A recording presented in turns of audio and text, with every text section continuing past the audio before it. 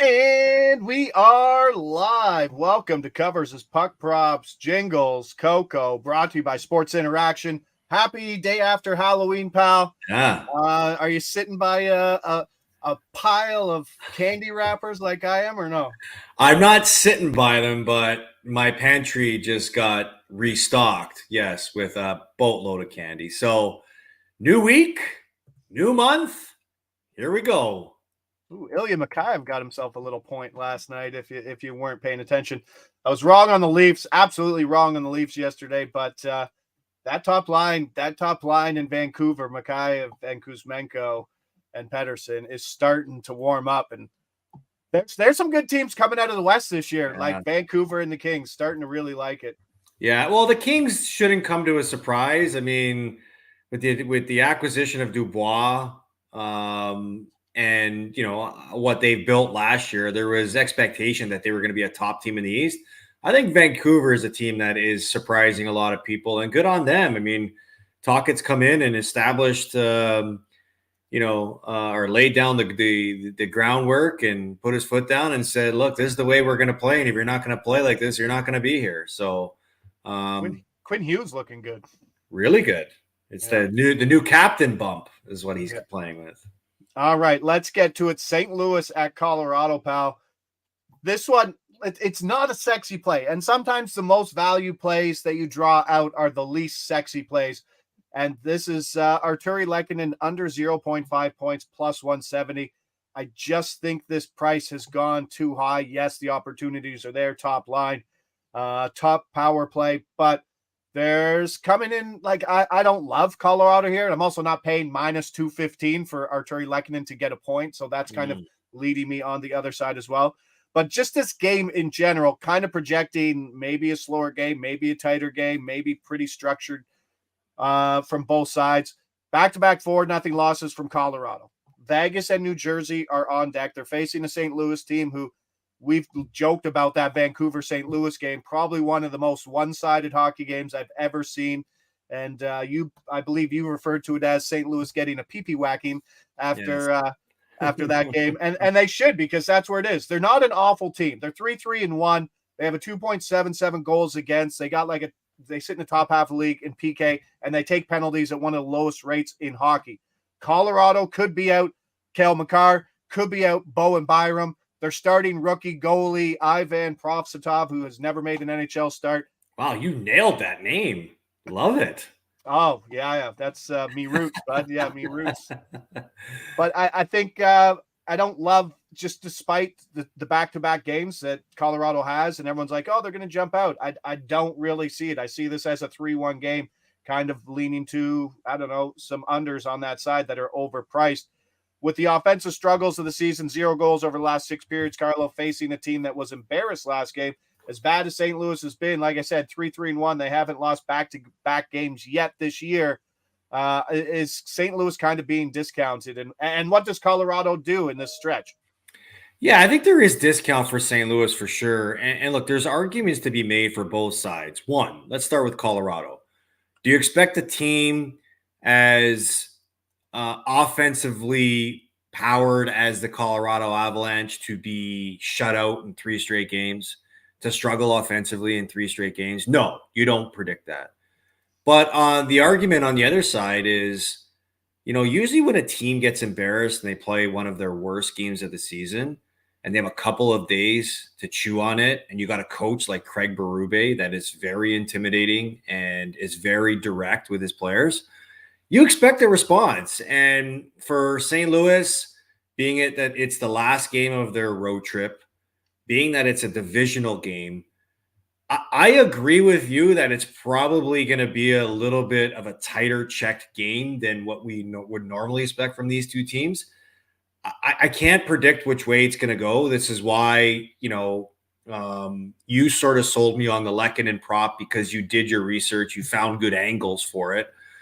I look at it as, okay, they've been shut out 2 games in a row. How does their offense get going again? Well, you got to ask their top players to start generating that offense and get their power play clicking. But you have arguments against why that leans towards the Lehkonen value on what you pointed out was for him not to get a point. So I expect St. Louis to play a harder game, to them to have more of a response in their game, knowing, what lies ahead. But I also expect Colorado not to get shut out 3 games in a row. So maybe further explain your angle as to why you like the Lehkonen prop. Price, plus 170 it's just a big number. And we're assuming that Lehkonen stays on that top line, right? Like, was on Daily Faceoff, and they had the top line being Lehkonen, Rantanen, and McKinnon, because that was some of the last shifts that they had in their 4-0 loss to Buffalo. But Bednar just put Rantanen on that top line late in the game when they were trailing. So I'm assuming that what's his face, Val Nichushkin jumps up back into his top spot. Mikko goes down to the second line role, and those guys roll. But I mean, they're out. Makar's not there. I mean, that offense gets driven from that back end too. There's not a lot to like. I think they could scratch out a good win, but I also think they also need to insulate a rookie goalie who's never made a start too, and losing Byram possibly and Makar is legit. So I think maybe they put a little more emphasis on the back end than the attacking end. And I'll take plus 170. If I'm going to do this, I'm taking a swing, and I'm taking big plus money on it. Yeah. I wouldn't take this angle, obviously, laying the juice. Another one, he's not out yet. Makar, questionable. Very questionable. He said that one of Makar or Bowen Byram will for sure be out. We saw Cale Makar play his lowest time on ice in that Buffalo game. Didn't practice Tuesday. If he's out, Devon Taves jumps up into that PP1 role. Right now, you can get Taves for a power play point at plus 400, which is being priced as where he was on PP2. That's great value just for like a half unit play. In fairness, St. Louis is a good PK team, and they take few penalties. But anytime you see this where a guy jumps up, pretty much have to take the value, no? Yeah, I agree. Just because of what you project could happen. So you pointed out half unit. I would imagine that you'd have to play a little bit more closer attention towards game time to see what actually plays out here. But if everything plays out the way that you anticipate, that's great value for a guy that's quarterbacking, a legit power play. Yeah, it should shorten up to about plus 275-ish, maybe plus 250. So if you want to wait, you could lose some value, but like you could probably get it at somewhere maybe 300 if you get late to it. But that's that game. Let's go to Dallas, Calgary here, pal.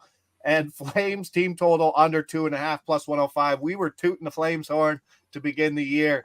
And sometimes show me a smart man who can change his opinion on things, and I'll show you a man who can be profitable in betting. That just came off the top of my head. Nice. I like that. Right? Put that on a shirt. Oh, yeah. Like James Van Viesbroek on the back with 87,000 letters. That's what. There you go. Yeah. But like things are going south in Calgary. They're 2-6-1 start. There's obviously contract issues, zero production from their top guys. You had a great caller in today on Wake Up Woodbridge, was talking about what's the Leafs dressing room like, and you pivoted to the Calgary dressing room about how things can probably get out of hand when guys like Zadorov are out there questioning his own players. Things are starting to get divided early in Huska's dressing room. And then you bring in an elite Dallas team who's 5-1-1, one of the best 5-on-5 teams in hockey. They've killed 21 of 22 penalties on the year. They have a Vezina goalie in Ottinger. And Calgary offense, 2 goals, 0 goals, 1 goal, 2 goal, 1 goal in their last 5 games. And that includes games versus Detroit, Columbus, St. Louis, and Edmonton. New coach, same results. What is the Calgary endgame here? How close are they to serious changes, and how much of a chance do you give them tonight versus the Stars? Yeah, there's a couple of things. They either need to be bag skated as a team, or they need a night out rager with this group to I'll take option 2. Yeah, to completely clear their minds of what's going on, because they're being reminded of it every day. And the longer this continues, the more they're going to be reminded of it. It's bizarre. It's confusing to see this Flames team struggle the way that they are, I don't really know what the answer is, other than just start holding more players accountable for their play. Maybe there's a benching that's involved or whatever, but they have to find a way to turn it around, or their season is going to be quickly, too far to overcome. So look, I mean, it's one of two things you do when you go into trends. You either ride on the train that's hot, or you bet against it, saying, "Oh, it's due to come to an end." I think right now you ride the trend of them struggling, because until they show you a sign within their play that they're willing to bounce back out of it, I mean, it's the opponent doesn't help No. their struggle at all. And Dallas is coming in with one of the best goaltenders in the league, and they're playing some good hockey, and they don't give up much easy. So to get plus money on the goal total here, look, if Calgary buys into playing a tight checking game and they find a way to squeak out a 1-goal win, it can still stay under the total. But even if that doesn't, and that's not what you hope or predict would happen in this matchup, still a good bet to make here with a team that's struggling as mightily as they are offensively. Calgary last game, obviously the outdoor game. I'm sure they weren't looking ahead to this at all. Right. Yeah. Right. Yeah. So this one probably snuck on them. Oh, we just lost to Edmonton outdoors, and now we got to go home and beat Dallas, who's 5-1-1, and just a gauntlet of a team right now. So Calgary under 2.5, team total plus 105. I was looking at player props. I think only one player on that entire team is paying plus money to not get a point. Wow. It's ugly in Calgary. I believe it was Lindholm at plus 110 was also something I considered. And this, when I send my message early in the morning, I say, what are you looking at? This comes to your mind. Arizona, Anaheim, love it. We saw the results of what happens when teams come home from long road trips, cross-country road trips with the Leafs last night. One-sided games can happen, and that's what we're getting with Anaheim here. Taking the Yotes on the money line, minus 125. You might wake up and look and say, Jesus, Anaheim just went 4-0 on that road trip.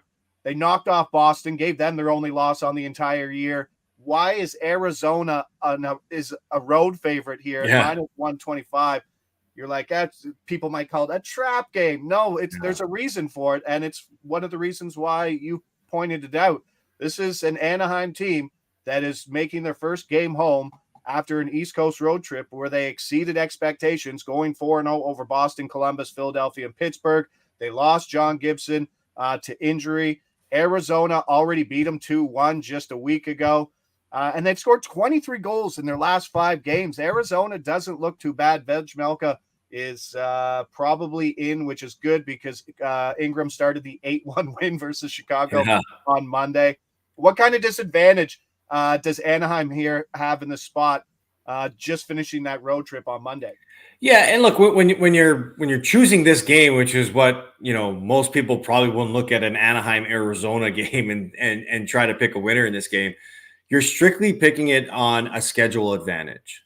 And Arizona definitely holds a schedule advantage in this game based on all the stuff that you just highlighted. Look, credit to Anaheim. They've had an incredible start to the season. I think surprised many to go on that road trip and to come out with 8 points in the way that they did. I don't think anybody would have predicted that. And, it's a quick turnaround. A game on the East Coast was Monday. This is a Wednesday night where you've got to sort of reset the body clock. You've got to find a way to get the energy you need to play a game. I always look at these games when you're changing time zones as much as they are here, going from East Coast to West Coast, as quicksand games. You feel like you're skating in quicksand because it just takes that much time for your body to adjust.